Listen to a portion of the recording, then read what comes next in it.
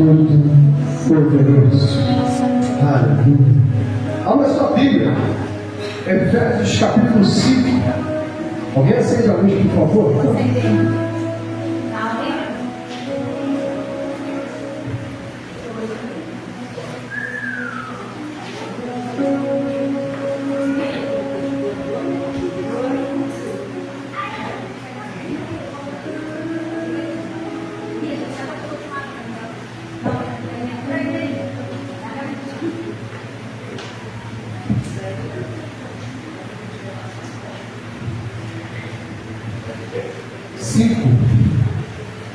Muitas pessoas, elas estão morrendo todos os dias ao nosso redor. Todos os dias você, ao ligar a TV no jornal, são notícias de sangue, são notícias de pessoas que tentaram, um assalto e não foram bem sucedidos. Outros que, hoje eu vi um vídeo terrível no Facebook. Os caras entraram, assaltaram o ônibus e no final do vídeo eles acabam dando 2 tiros na cabeça do motorista. Uma crueldade, uma maldade. Todos os dias você vê notícias de sangue, todos os dias você vê notícias de crueldade, todos os dias você vê que parece que não tem mais jeito, não tem mais solução, o mundo vai de mal a pior. Você vai vendo que as coisas vão acontecendo dia após dia e você diz, realmente, este mundo jaz no maligno, realmente não dá para continuar acreditando, e muitas pessoas começam a desacreditar em Deus, muitas pessoas começam a perder as esperanças, porque dizem, o que vai ser de mim? O que vai ser do meu futuro? O que vai ser dos meus filhos? O que vai ser da minha casa? O que eu posso encontrar pelo caminho? Será que realmente existe um Deus para parar essa crueldade toda? E quando nós lemos o que está escrito em Efésios, capítulo 5, verso 14, você vai ver que tem algo muito interessante aqui. O verso 14 diz assim, por isso diz, desperta, ó tu que dormes, e levanta-te dentre os mortos, e Cristo te esclarecerá, e Cristo te resplandecerá, e Cristo dará a luz sobre ti. Mas acontece de que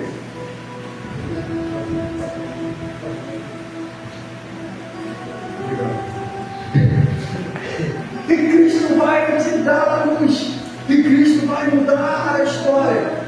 Só que quando nós lemos esse versículo, muitas das vezes nós olhamos, Deus vai intervir na maldade da humanidade, Deus vai fazer algo sobrenatural e mudar os corações daqueles que estão praticando o mal, Deus vai fazer algo assim, assado.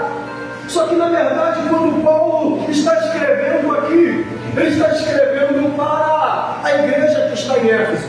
Paulo está dando orientações àquela igreja e falando sim também daqueles que estão perdidos, mas a orientação precisa ser recebida por mim e por você, pela igreja do Senhor, entenderam? Ei, nós precisamos despertar. Assim como Paulo escreveu a Éfeso, Éfeso é a mesma igreja que é citada em Apocalipse capítulo 2, a igreja que recebeu um elogio de Cristo. A igreja que recebe vários elogios. Ei, eu sei que vocês não, vocês colocam para fora os falsos mestres, os falsos apóstolos, vocês perseveraram, resistiram isso ou aquilo, mas também recebem um puxão de orelha num determinado tempo onde João escreve, mas porém eu tenho contra ti que vocês deixaram de lado o primeiro amor. Vocês largaram aquilo que era mais importante, porque muitas vezes nós fazemos exatamente isso. Nós estamos cumprindo talvez metade do nosso propósito. Nós estamos vindo à igreja, nós estamos cantando, nós estamos tocando, nós estamos sentados no banco ouvindo uma palavra, mas aquela igreja, ela cumpria várias coisas, mas num determinado momento foi importante João falar para ela,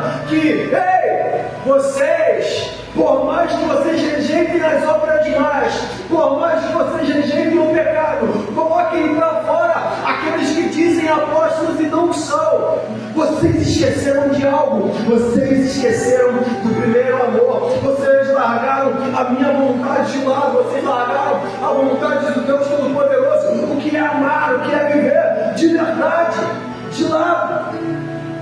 Então Paulo, aos Efésios, ele está dando um alerta para a igreja.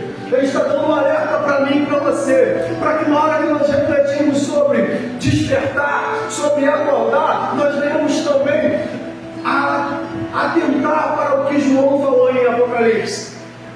Lembra-te de onde caíste e retorna ao primeiro amor. Não deixe com que o primeiro amor, não deixe com que aquilo que um dia você vivia queimando pela presença do Senhor se perca pelo meio do caminho, porque a vida cristã é uma vida de caminhada, e dia após dia você vai andando com Cristo, mas as situações vêm para te machucar, palavras contrárias vêm para tentar te parar, são gigantes que, como meu amigo Zé falou, é um grãozinho de areia que a gente coloca na mão do Deus Todo-Poderoso, que tem todo o poder, que tem toda a autoridade para dissipar esse gigante, mas muitas das vezes nós olhamos para o gigante e o consideramos maior do que o nosso Deus.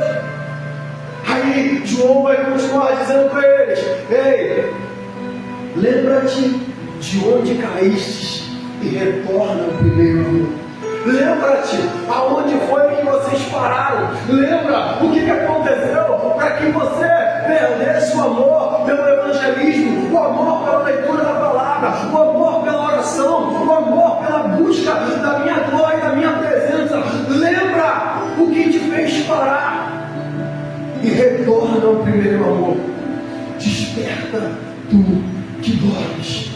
Nós precisamos todos os dias nos atentar para o que Ele está dizendo para nós, que nós precisamos como igreja despertar. Nós estamos vendo que nos últimos dias, nas últimas semanas, estão acontecendo algumas manifestações pelo país. As pessoas estão questionando os políticos, as pessoas estão querendo tirar o presidente, as pessoas estão questionando isso, questionando aquilo, e alguns vão dizer: agora o gigante despertou. Alguns estão dizendo: não, a nação agora está entendendo melhor, a nação agora está compreendendo a política e agora eles querem lutar por seus direitos. Só que do mesmo jeito que eles estão dizendo que não estão mais deitados eternamente no berço esplêndido, que não estão mais dormindo e despertaram, é necessário que a igreja também comece a despertar para esse tempo, para entender que nós vivemos dias maus, que nós estamos vivendo em dias que Satanás está reinando e tentando destruir tudo, e se nós dermos brecha, simplesmente depois não haverá mais volta. Porque nós chegamos numa situação política do país que parece não ter a reversão. E aí a igreja, ela está também dormindo. Nós temos grandes igrejas, megas igrejas, que estão só inchando, mas na verdade deixaram o evangelho de lado. Na verdade, pararam de pregar a verdade, pararam de pegar o confronto de que a sua vida tem que ser mudada, a sua vida tem que ser transformada. E se você hoje está em Cristo, você precisa ser uma nova criatura. Se você roubava, não rouba mais. Se você vivia uma vida perdida, não vive mais. Se você se drogava, não se droga mais. Se você bebia, não bebe mais. Ei, você precisa ter a sua vida mudada.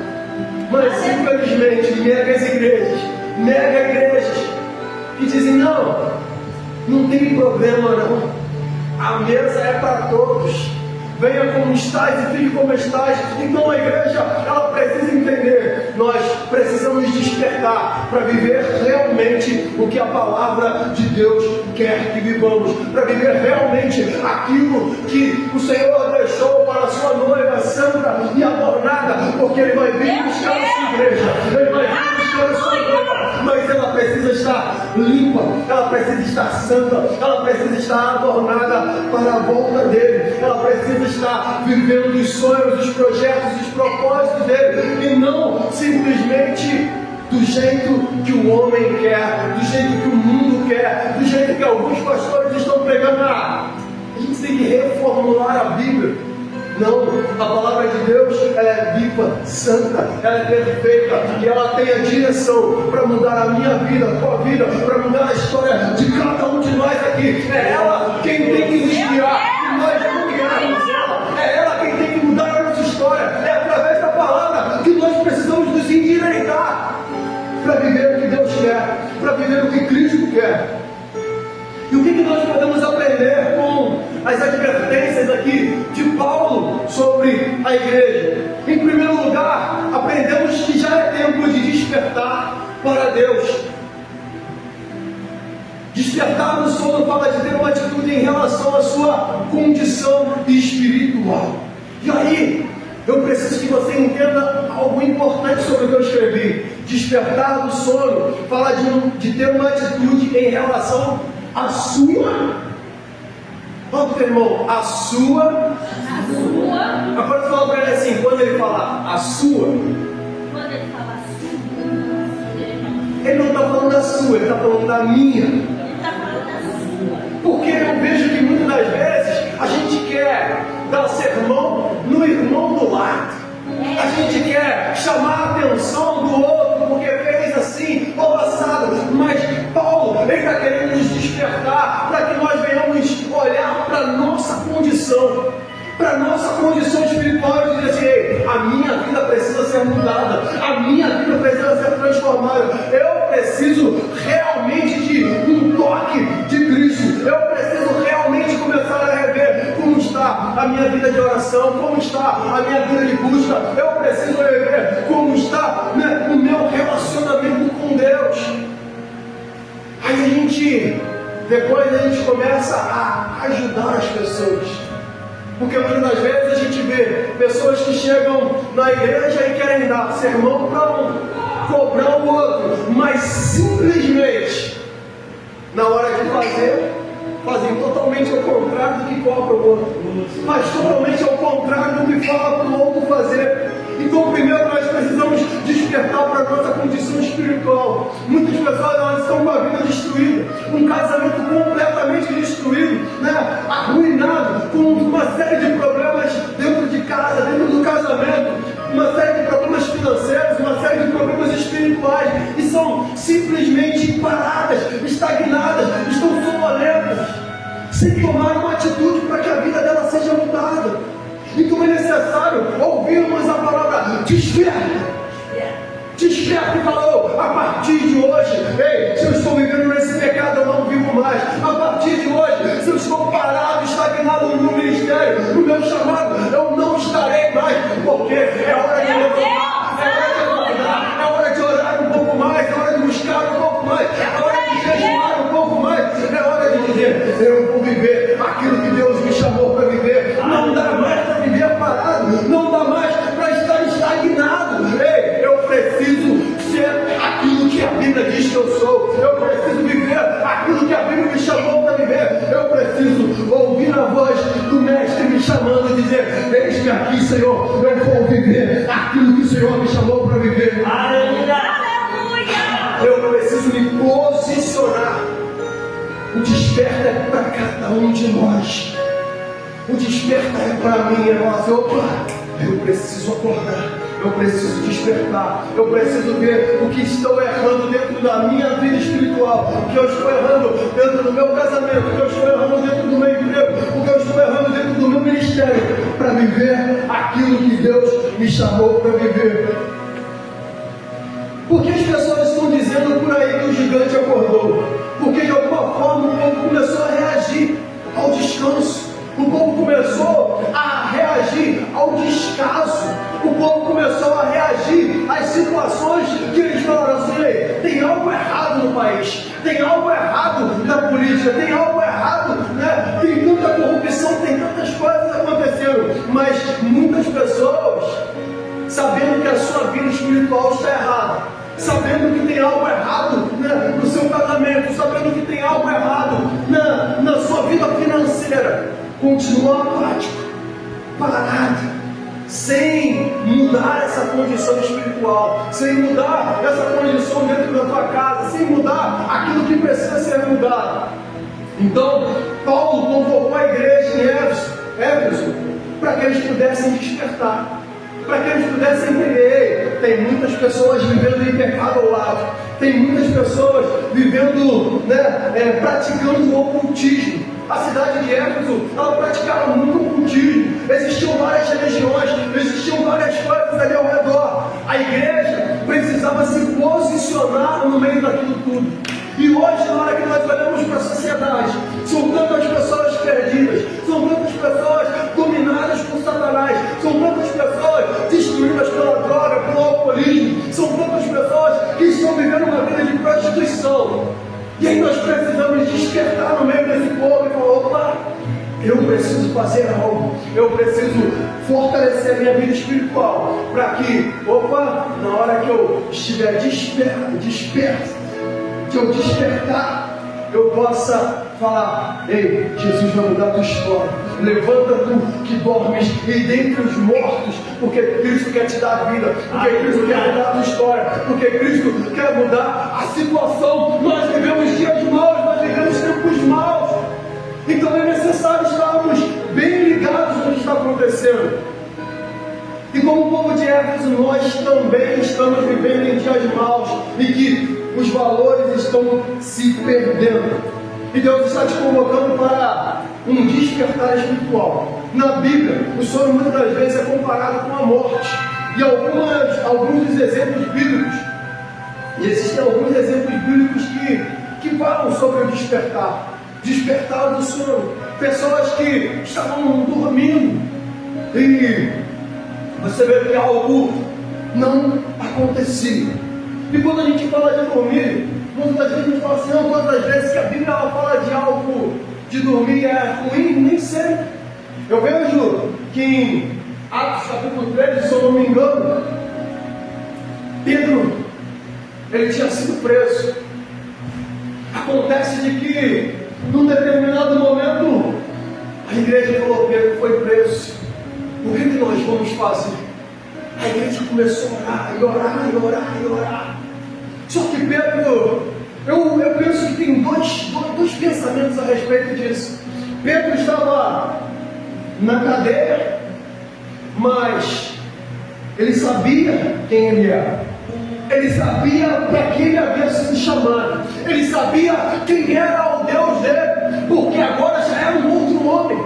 Agora já não era mais o Pedro sacudido pelo vento. Agora já era um Pedro que pregava, e 5.000 pessoas se convertiam. Agora já era o Pedro que passava e a sua sombra curava. Agora já era o Pedro que se entregaria para morrer por Cristo sem medo, sem vergonha. Não é mais aquele Pedro que olhou e reparou no vento e começou a afundar, mas é aquele que olhava diretamente dizendo: ele é o Cristo, o Filho do Deus vivo.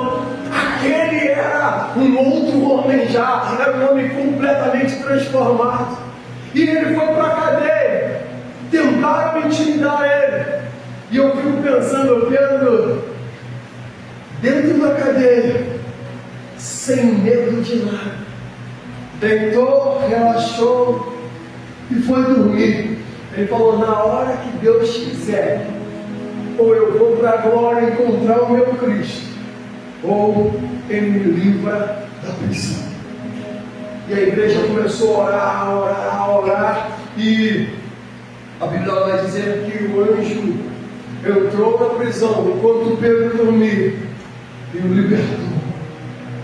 Então muitas das vezes eu falo, quando a gente está muito perdido, a gente não sabe o que fazer, a gente está completamente desesperado, a gente ora, entrega nas mãos do Senhor e faz como o rei Davi: Senhor, em paz me deito e logo pego no sono, porque o Senhor cuida de mim. Ele sabia que os inimigos estavam ao redor, ele sabia que se ele desse mole, alguém poderia matá-lo enquanto ele estava dormindo. Mas ele: Senhor, em paz me deito e logo pego no sono.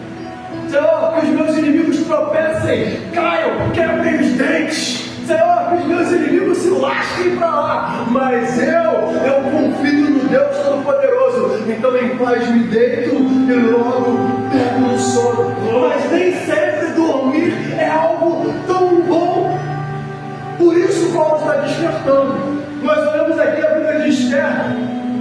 Esther capítulo 4, você vai ver que o povo judeu estava recebendo agora um decreto de morte. Existia um decreto de morte para todos aqueles judeus que estavam ali naquele lugar. E Esther, ela tinha sido levantada a rainha. Só que ela não tinha entendido ainda qual era o propósito dela. Ela não sabia ainda o que estava fazendo ali. Até que Mordecai vai até ela e fala: ei, Esther, o verso 14, Esther, você tem que entender qual foi o propósito que Deus te deu a oportunidade, né? Não tem o nome de Deus no livro de Esther, mas você tem que entender qual foi o propósito que Deus te deu a oportunidade de estar onde está. Esther, você tem que entender por que Deus te chamou aqui nessa noite. Ei, você tem que entender porque Deus tem te dado a oportunidade, porque já era para você estar morto, não era para você estar na posição que está, não era para você estar aonde está. Ei, o inimigo tentou várias vezes te tragar, tentou várias vezes te destruir. Ei, então você precisa entender por que você está aí e o que você está fazendo aí.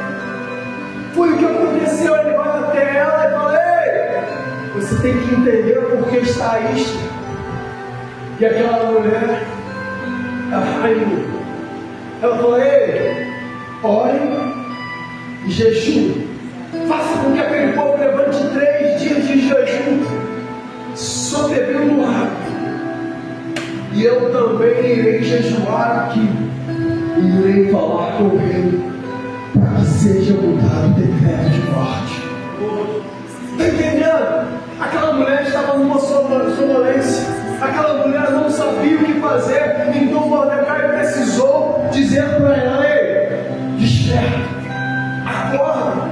Deus te chamou para um propósito. Deus te chamou para estar aqui. Deus te chamou para viver o que você está vivendo. Deus te deu a oportunidade de estar nessa vida ainda, porque você podia estar morto, porque Ele quer te usar para alguma coisa. São tantos decretos de morte que serão mudados através do teu posicionamento. São tantos decretos de morte que serão transformados no momento em que você falar: ei, eu me posicionei em Cristo e agora eu quero viver uma nova história, e agora eu quero viver um novo momento, e agora eu vou orar, jejuar e pregar esse evangelho e mudar vidas. Aleluia. São decretos de morte que serão completamente transformados através do teu posicionamento. Aleluia.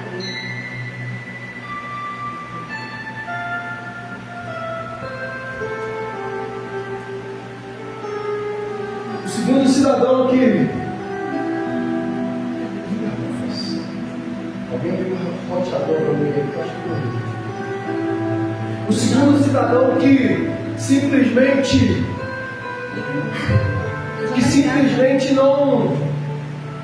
que estava dormindo, é exatamente um homem chamado Jonas. Já está ligado, Jonas, ele dormiu por quê? Por uma tempestade, no meio de uma tempestade que ele mesmo provocou. Jonas, ele desobedece a voz do Senhor. Ele desobedece a voz do Senhor. Deus manda para que ele vá pregar na cidade, mas ele falou: opa, eu não, eu vou para outro lugar, eu vou viver outros planos, eu vou viver outra vontade, eu vou cumprir outro querer. Então Jonas pega um navio, vai para dentro do coisa do navio, se esconde e vai dormir tranquilamente. O sono de Jonas faria com que muitas pessoas morressem. O sono de Jonas faria com que toda aquele barco, rapaz, fugiu a palavra, embarcação, não é essa ainda não, fosse a naufrágio, porque aquele homem estava fora do propósito e dormindo num momento que não era para dormir. Ei, Deus te chamou para pregar, Deus te chamou para fazer algo sobrenatural nessa nação, Deus te chamou para grandes planos, grandes projetos, e muitas das vezes você está simplesmente deitado aonde não é para deitar, parado aonde não é para parar, vivendo sonhos e projetos que não são os sonhos e os projetos de Deus para a sua vida. Em outro lugar, nós olhamos uma mulher chamada Marta. Na última semana, a Karina pregou sobre isso. Aquela mulher parecia estar estar até bem atenta. Ela parecia estar fazendo a vontade do Mestre. É como eu disse, muitas vezes nós pregamos, muitas vezes nós tocamos, nós cantamos, nós entramos na igreja todo domingo, mas ainda assim, que parece que estamos servindo ao Senhor, Jesus teve que falar para ele: Marta, Maria escolheu o melhor lugar. Não é só trabalhar. Eu preciso que você me ouça. Eu preciso que você viva os meus projetos, os meus planos. Eu não quero uma escrava, eu não quero uma serva. Jesus ele olha para os discípulos e fala assim: eu não vos chamo mais de servos, mas de amigos. É relacionamento. Nós precisamos ter relacionamento com Deus, relacionamento com Cristo. Nós precisamos viver a vontade dele de uma forma em que o Evangelho se torne simples, que o Evangelho se torne leve. Muitas pessoas param, muitas pessoas desistem, porque é um fardo pesado servir a Deus. Eu tenho que parar aqui, botar o meu terno e minha gravata. Agora eu não posso falar com as pessoas na rua. Agora eu não isso, agora eu não aquilo, agora eu não aquilo, agora eu sou. E aí a pessoa acaba tornando o Evangelho um fardo pesado. Não, porque eu tenho que fazer, eu tenho que fazer. Ei, Cristo te chamou para viver o propósito, os planos dele e amar a obra, amar pregar, amar limpar a igreja, amar cozinhar para a igreja, amar costurar uma cortina para a igreja, amar fazer algo, fazer a obra, amar louvar. Não é vou louvar porque estão mandando, eu vou tocar porque estão pedindo. Não, é fazer e dizer: oh, peraí, eu estou adorando, eu estou buscando, eu estou entregando, eu estou fazendo o meu melhor, porque eu sei que Ele me amou e Ele deu o melhor dele por mim. Ele se entregou naquela cruz para morrer por mim e por você. Num determinado momento, Marta estava dormindo espiritualmente. Jesus teve que despertar. Aí Jesus vai para o Getsemane, sabendo que em poucas horas será preso e morto. Ele chama os 3 amigos de confiança, Pedro, Tiago e João, e ele fala assim: ei, vigiem aqui só um minuto. Ei, parem aqui só um minutinho, orem e vigiem. Vigiem e orem. Jesus dá alguns passos e vai orar mais à frente. Quando Jesus volta, os discípulos, os amigos estão dormindo. Ei, vocês não conseguem vigiar nem um minuto. E nós precisamos entender isso, igreja. Nós precisamos entender que Cristo está contando com você. Cristo não vai descer mais na terra para pregar o Evangelho. Cristo não vai descer mais na terra para morrer na cruz novamente. É você quem hoje vai pregar o Evangelho. É você quem hoje vai ser Cristo representando na vida das pessoas. É você quem vai hoje ter a oportunidade de salvar a vida. Foi você quem Ele escolheu, mas muitas das vezes você está parado e estagnado. Mas eu tenho vergonha de pregar o Evangelho. Mas eu tenho vergonha de fazer evangelismo. Mas, como eu digo, para o TikTok as pessoas não têm.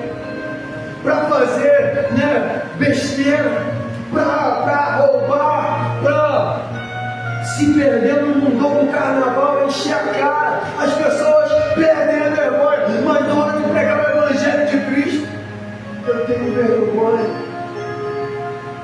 Aí sabe o que acontece? Naquele grande dia, vai ouvir: oh, apartai-vos de mim porque eu não te conheço. Senhor, mas eu estava lá, eu sentei no banco da igreja, mas não te conheço. Porque os tímidos não herdarão o reino dos céus. E aí? Não tem alguma coisa de errado. Só era tímido para pregar minha vontade, não pregar minha palavra. Pedro, Tiago e João precisavam orar e vigiar por alguns minutos. Nós, como igreja, precisamos orar e vigiar por alguns minutos. Mas muitas das vezes paramos, dormimos e estagnamos. Muitas pessoas estão acomodadas com a sua condição espiritual. Muitas pessoas estão dormindo em relação ao propósito de Deus, ao chamado da vida delas. Hoje o Senhor está te chamando para acordar. Ele está dizendo: ei, desperta, igreja. É chegada a hora de despertar. É chegada a hora de viver os meus planos e os meus propósitos. Muitas vezes eu falo, a gente vê a pessoa posta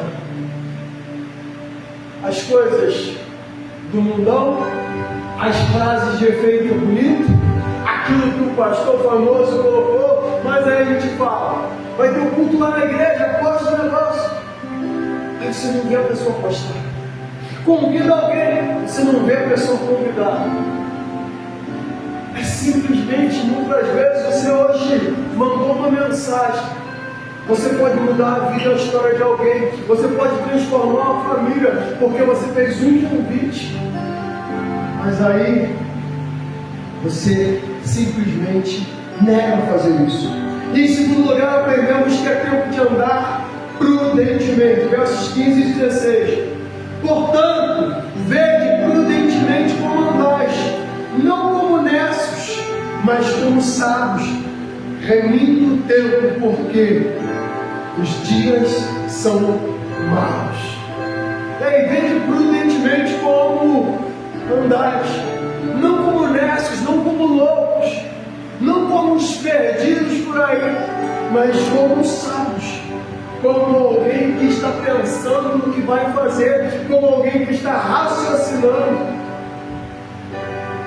Paulo fez um alerta à igreja de Éfeso e ele diz inicialmente: vede prudentemente. Isso significa dai grande atenção. Paulo estava dizendo de uma outra maneira que aquelas recomendações, aquela palavra que ele estava dizendo para aquele povo era fundamental. Desperta! Vede prudentemente como vocês estão andando. É fundamental vocês ouvirem e entenderem o que eu estou falando. E essa direção de Paulo aos Efésios também se aplica a nós na igreja de hoje. Vamos dar uma olhada como? Não andar como necios. Verso 15. Quando nós nos julgamos sábios aos nossos próprios olhos, quantas pessoas são assim? Elas não conseguem ouvir uma instrução, elas não conseguem ouvir um direcionamento do pastor, elas não conseguem viver aquilo que a gente fala, elas querem sempre fazer do jeito dela e da maneira dela. Ei, eu costumo dizer que a gente tem que tomar muito cuidado quando a gente vai orientar as pessoas, porque a pessoa vem te fazer uma pergunta e muitas vezes é uma pergunta maldosa, porque aí você responde algo, a pessoa vai pegar e vai falar: não, pastor, não falou desse jeito. Eu já contei a história da menina que ela fez uma pergunta para mim: pode Deus dar uma coisa ruim para o seu servo? Pode Deus te dar uma coisa ruim? Rapaz, a menina me fez aquela pergunta, eu olhei para ela, aí eu falei assim: na Bíblia tem algo interessante. O povo estava sem rei, o povo não tinha quem os liderava, então aquele povo começou a gritar: dá-nos um rei, dá-nos um rei, dá-nos um rei, dá-nos Saul como rei. E aí, de repente, Deus deu Saul para eles como rei. Era a vontade permissiva de Deus. Aquele povo pediu, e Deus deu Saul como rei. Não era a vontade soberana de Deus para a vida daquele povo. Porém, aquele povo pediu e Deus deu. Foi um péssimo rei, mas foi o rei que o povo pediu. Num determinado momento, Deus levanta Davi, o homem segundo o seu coração. Mas a pergunta daquela menina era para que eu dissesse: não, Deus jamais vai te dar algo ruim. Porque ela queria namorar com o cara mais sem vergonha da igreja. Meu Deus. O cara já tinha traído uma meia dúzia, fazia tudo de errado, não queria nada de compromisso com ninguém da igreja. Eu não era pastor naquela época e nem era amigo da menina, nem da igreja dela. Eu não conhecia a história, mas a minha resposta deixou ela furiosa. Por quê? Eu falei: Deus, por que ela está me fazendo essa pergunta? E eu falei: muitas das vezes você vai pedir, pedir, pedir, e na hora que você receber, se for ruim, não coloque a culpa em Deus. É Deus. É desse jeito. Porque as pessoas, elas se julgam sábias por si mesmas. Elas não querem ouvir o direcionamento do pastor, elas não querem ouvir o direcionamento de um líder, mas aí elas querem uma resposta que vai inflar o ego delas, né? Então é necessário tomarmos cuidado e não andarmos como loucos, não andarmos como necios, e andar prudentemente, ouvindo e entendendo a vontade do Senhor. Em segundo, letra B aqui, né? Andar como sábio, Efésios capítulo 5 e Provérbios 1:7. Sábio é aquele que teme o Senhor. Os necios são tolos, são loucos, imprudentes, mas o sábio, ele teme ao Senhor. Nisto está a prudência. O salmista diz que o tolo no seu coração, ele diz: não há um Deus, né? Mas é tolice e arrogância. O sábio anda na luz, ele ouve a vontade de Deus, ele ouve a voz de Deus, ele cumpre o plano e o propósito de Deus todos os dias. Terceiro lugar, andar remindo o tempo. Significa aproveitar adequadamente as oportunidades. Porque na verdade, né, gastar tempo é perder a oportunidade. Muitas das vezes nós perdemos grandes oportunidades. Por quê? Porque nós perdemos tempo na frente do TikTok, na frente do Facebook, na frente do celular. Perdemos grandes oportunidades da vida. Poderíamos estar estudando, fazendo um curso, poderíamos estar crescendo em algo, inventando algo, poderíamos estar programando algo. Mas não, perdi tempo na frente do Free Fire. E aí, meu irmão, já era a minha vida, já era a minha história, já era a minha grande oportunidade, tá? Então andar remindo o tempo, Paulo está dizendo assim: ei, não gaste o tempo com coisas supérfluas, não gaste o tempo com coisas bobas, né? Porque nem tudo é pecado. Não é pecado você jogar lá o videogame, não é pecado você olhar o Facebook, mas muitas das vezes você só está perdendo tempo. E perdendo a oportunidade de crescer e de avançar, né? A prudência está em prestar contas de nossas vidas a alguém, isto é, andar na luz.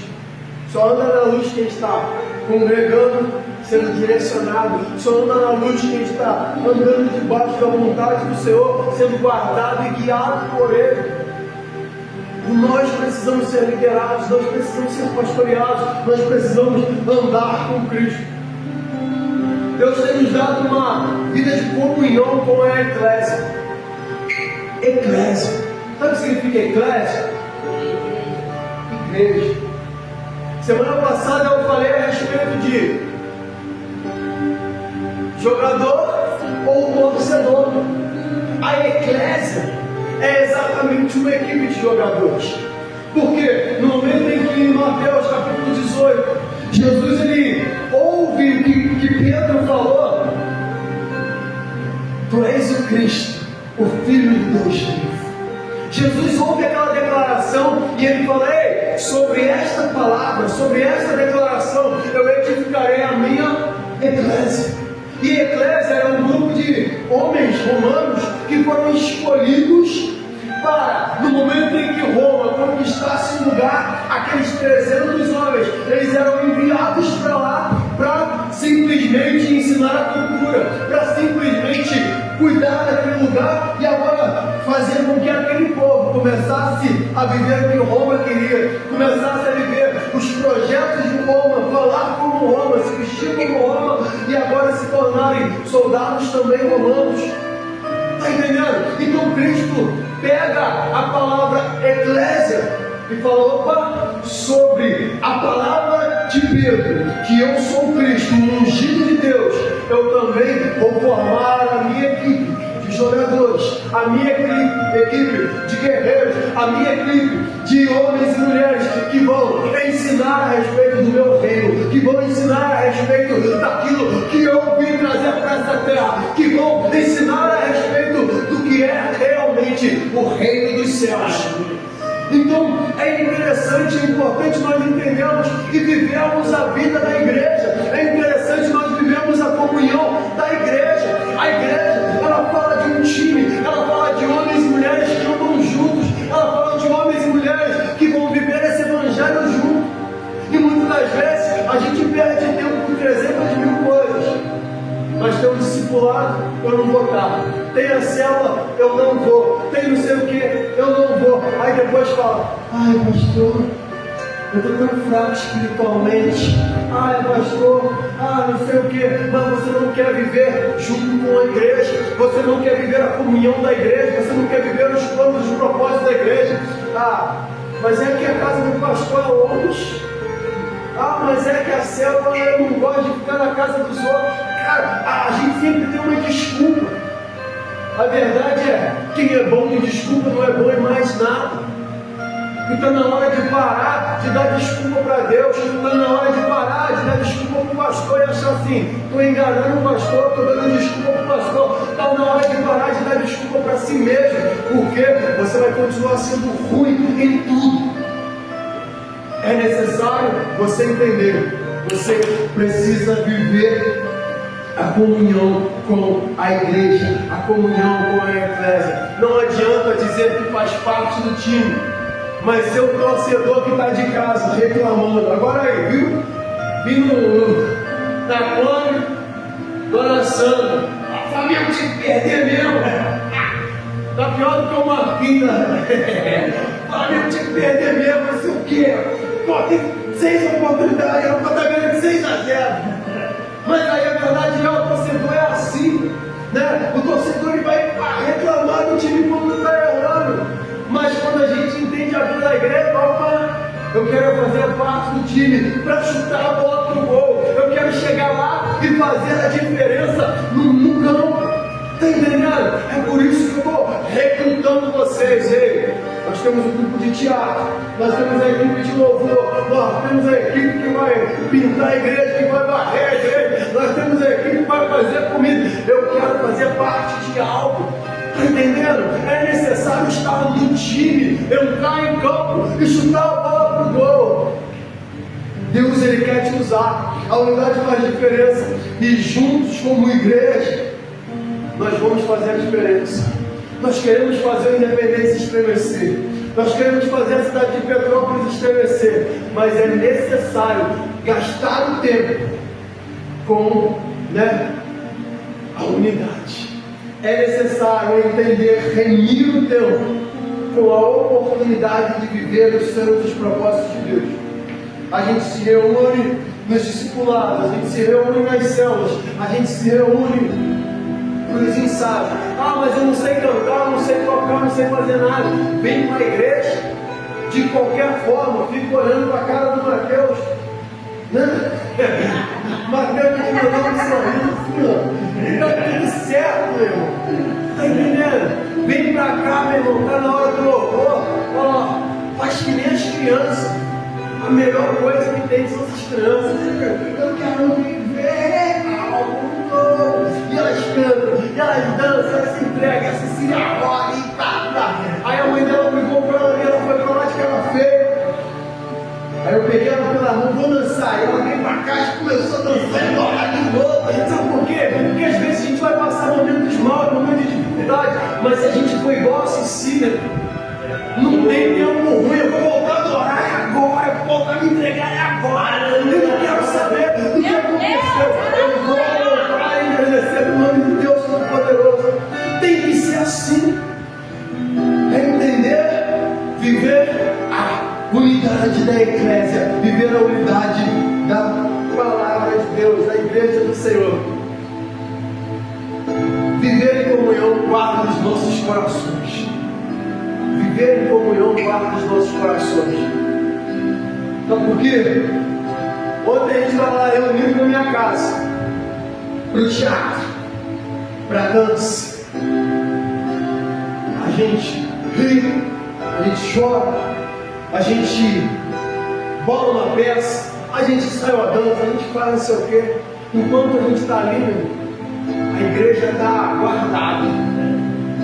Né? Mas tem gente que fica em casa, aí na Netflix, vai com pornografia. Tem gente que está em casa, aí dali sai para briga com o irmão, sai para briga com o vizinho, faz isso, faz aquilo, e se tivesse junto com o povo de Deus, não estava pecando, não está pecando. Uma vez a gente tinha programado de fazer uma festinha de final de ano. Chegou nas últimas horas, a menina falou: não, porque eu não vou, porque eu vou passar com a minha família, que não sei mais o que, isso, aquilo. Eu falei: tá bom, deixa pra lá.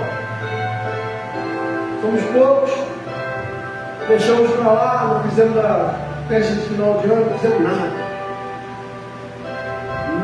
Passou a virada do ano. Antes eu tivesse vindo para a igreja, deu uma confusão danada lá de família, deu vontade de matar minha irmã, e não sei o que. Eu falei: é isso aí que eu estou falando. Se tivesse com o povo de Deus, estava aqui, estava adorando, estava gritando, né, o nome do Senhor, estava dançando, estava comendo, se divertindo, mas não, eu vou ficar com a minha família. Amém. Eu não vou obrigar ninguém a estar na igreja, mas cada um sabe onde cala a pé, né? Ninguém peca quando o irmão está junto ali. Família, igreja. Mas às vezes em casa, sozinho, às vezes com a família, a pessoa acaba se perdendo, né? Fizeram uma festinha de 15 anos um dia, não chamaram o pastor não. Mas sabe como é que era? Sempre tem aquele dedo duro. Rapaz, quando todo mundo ficou sabendo, rapaz, festa de 15 anos lá, rapaz, era funk pra lá e toma, dançar botinha, não sei mais o que, e nego beberam, velho. Isso aí, por isso que não chamaram o pastor. Por isso que não chamaram o pastor. Tá entendendo? A verdade é essa. E em terceiro lugar, aprendemos que é tempo de conhecer a vontade de Deus. Verso 17: por isso não sejais insensatos, mas entendei qual seja a vontade do Senhor. Paulo diz que para não ser tomado de insensatez, é necessário ter entendimento sobre a vontade de Deus. Precisamos a cada dia conhecer e experimentar mais a vontade do Senhor para as nossas vidas. Deus tem um plano bom, perfeito, agradável para cada um de nós. Só que depende de nós.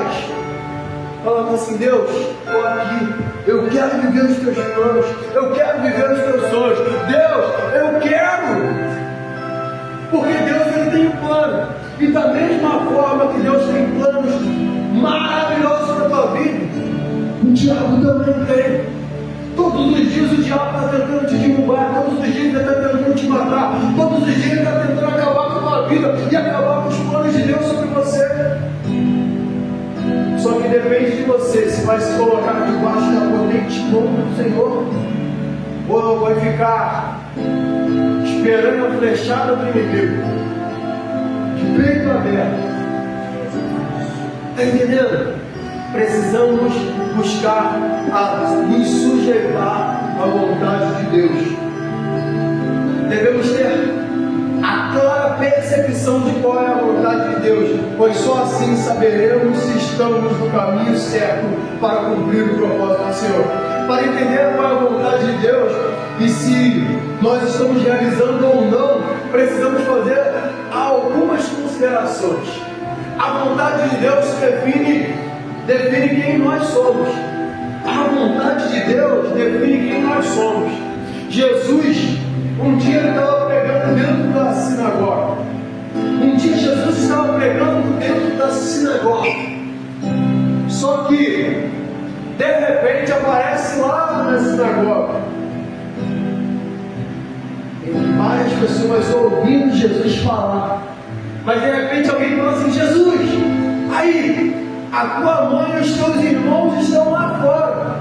Isso é Marcos capítulo 3. Aí Jesus fala assim: a minha mãe, os meus irmãos e as minhas irmãs são aqueles que estão aqui, que ouvem a vontade de Deus, que cumprem a vontade de Deus. Aí tem gente que fala assim, isso é o verso 35, Jesus foi muito duro, Jesus tinha que respeitar mais a família, era a mãe dele que estava lá fora. Só que quando você lê o capítulo 3 do início, você vai ver que Jesus está chegando numa casa, aquela casa está lotada, aquela casa está lotada. A mãe de Jesus, os irmãos de Jesus, eles tentam tirar Jesus à força. Eles dizem que Jesus estava fora de si. Eles não entenderam o propósito de Jesus. Maria, a mulher que concebeu Jesus e era virgem. Maria, a mulher que teve um encontro com o anjo. Fala assim: Jesus está fora de si. Jesus está louco. O que Jesus está reunindo esse monte de gente para pregar? Está entendendo? Presta atenção em algo. Muitas das vezes a sua família não vai acreditar no teu chamado. Muitas das vezes a sua família vai falar que você é louco, de querer pregar o evangelho, de querer viver o evangelho, debaixo dessa chuva toda, vai para a igreja, está maluco. Mas a verdade é, por mais que a nossa família não entenda o propósito, por mais que a família de Jesus chamou ele de maluco, ele falou: opa, só vive a vontade de Deus, só entende quem é quem vive a vontade de Deus. Quem vive a vontade de Deus, ele vai definir quem ele é. A tua família vai falar que tu é maluco, os vizinhos vão falar que tu não vai dar em nada, as pessoas vão falar que você não presta, mas quando você começar a viver a boa vontade de Deus, já é. Algum momento eles vão ter que reconhecer: opa, esse cara teve um encontro com Deus, essa mulher foi transformada, esse homem teve um encontro com Deus e a vida dele foi mudada. Agora sim, ele está vivendo a vontade de Deus. Ei, foi a família de Jesus. A família de Jesus, eu fiquei impressionado quando eu li isso alguns anos atrás. Eu falei: cara, não pode. É a família de Jesus, cara. Aí quando você começa a estudar, você vai ver que os irmãos de Jesus, eles só se convertem depois que Jesus morre e ressuscita. Jesus pregava dentro de casa, fazia milagres, e ainda assim eles não acreditavam. Jesus era o propósito de Deus, e ainda assim eles não acreditavam. Você está questionando, ninguém acredita no meu chamado. Era Jesus, cara. E a família dele tentou puxar ele à força para tirar da Galileia, Marcos capítulo 3. Tirar ele à força daquele lugar, dizendo: Jesus está fora de si, querendo pregar o Evangelho. A vontade de Deus é o fato mais importante da nossa vida. Evangelho de João capítulo 4, é uma passagem muito conhecida, quando Jesus ele encontra a mulher no poço de Jacó, a samaritana. Só que os discípulos eles começam a ter fome. Nós estamos com fome. Eu gosto da fé, Jesus. Nós vamos lá comprar comida. Você não quer comer? Aí Jesus fala para eles: ei, uma comida eu tenho que vocês não entendem ainda. A minha comida é fazer a vontade do Pai. A gente falou: será que já deu comida para Jesus? Será que é isso? Será que é aquilo? Começa a questionar um monte de coisa. Mas a verdade é, Jesus, ele sabia que o fato mais importante não era comer a comida terrena. era cumprir a vontade do Pai. E nós esquecemos disso muitas vezes. Nós trocamos a vontade de Deus por um prato de comida, nós trocamos a vontade de Deus por um videogame, nós trocamos a vontade de Deus para ir para a rua com os amigos. Nós trocamos a vontade de Deus pelo videogame, pela cama e a preguiça. Nós trocamos a vontade de Deus por coisas ruins. Então a vontade de Deus é o fato que precisa ser mais importante na sua vida. Tem dia que você vai estar cansado, tem dia que você vai estar com dor de cabeça, né? Tem dia que você vai estar com preguiça, tem dia que você vai estar, né, triste, tem dia que as coisas vão acontecer tudo errado, mas ainda assim você vai ter que dizer: fazer a vontade de Deus é o que me importa. Se quiser vir comigo, entre e feche a porta. Está entendendo? Né? Todos os que são alinhados com a vontade de Deus fazem a vontade de Deus. É como eu falei, Atos capítulo 13, verso 22, ele vai contar exatamente a história daquele povo que pediu Saul como rei. Eles pediram, né? Lucas em Atos, ele está explicando, existiu um povo que pediu Saul como rei. Não era a vontade de Deus, mas Deus permitiu. Mas num determinado momento, Deus falou: opa, deixa eu procurar esse menino, está alinhado ao meu coração. E Deus achou Davi. Né? Conquistar as promessas de Deus dependem de fazer a sua vontade. Hebreus 10:36 vai falar que nós precisamos entender o tempo,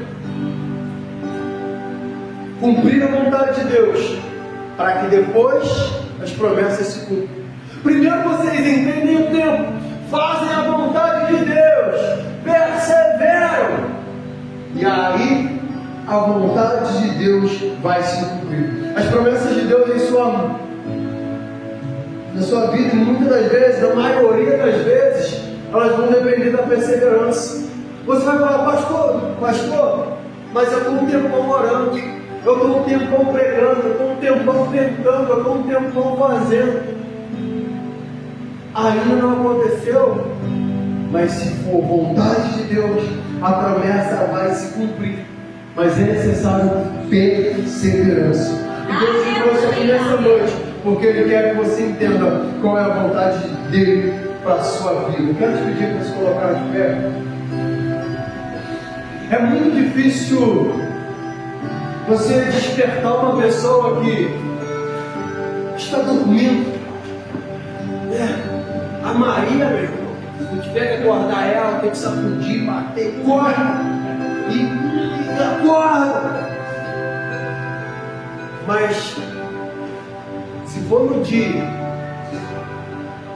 que nós vamos para a praia, no sítio, que nós vamos viajar, mas abriu a porta, já acorda, desperta, porque ela tem um propósito. Ela sabe que tem algo bom para vir. E a verdade é essa que nós precisamos entender.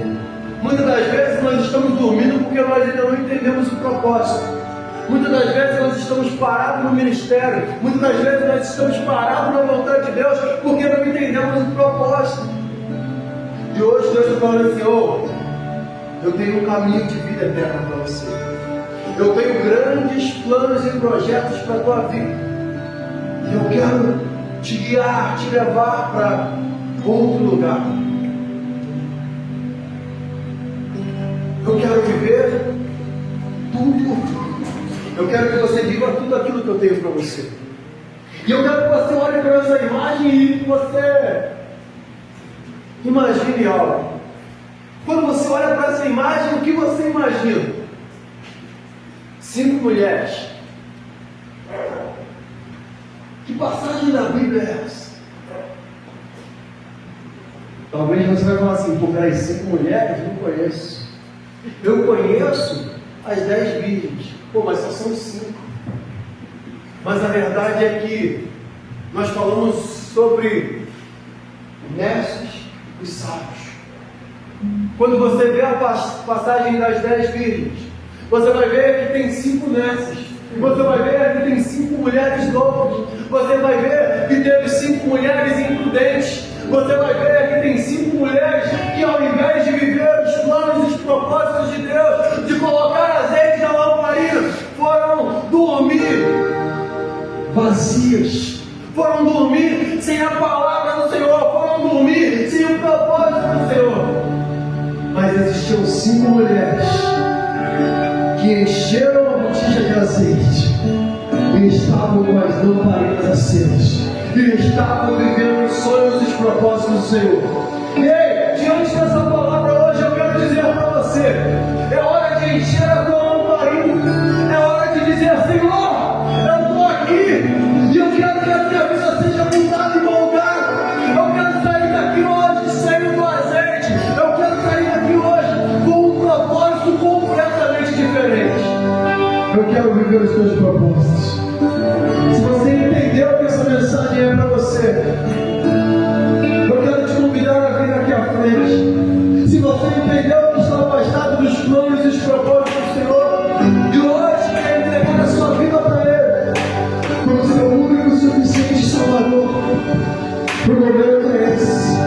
Se você entendeu que talvez as suas lamparinas estejam apagadas, essa é a hora de acender as lamparinas, colocar azeite e viver os propósitos do Senhor.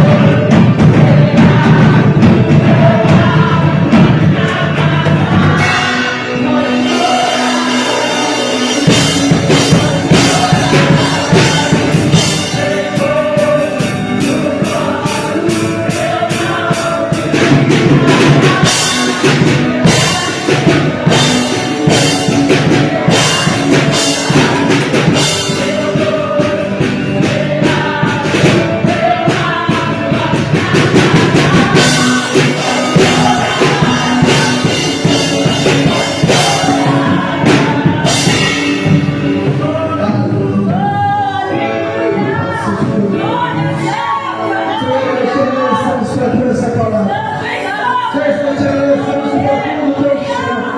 Pai, nós queremos que grandes são os seus projetos e seus planos, Pai, sobre esse lugar. Nós queremos, Pai, homens e mulheres vão entrar aqui, Pai, para serem completamente transformados.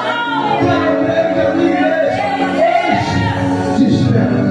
Hoje começa a viver as pessoas e as propostas de uma maneira completamente diferente. Senhor, em nome de Jesus, usa-nos, Pai, para esse evento. Usa-nos, Senhor, para esse momento. Usa-nos, Senhor, para viver tudo aquilo que o Senhor tem para fazer neste lugar. Ó Filho, nós oramos em nome de Jesus.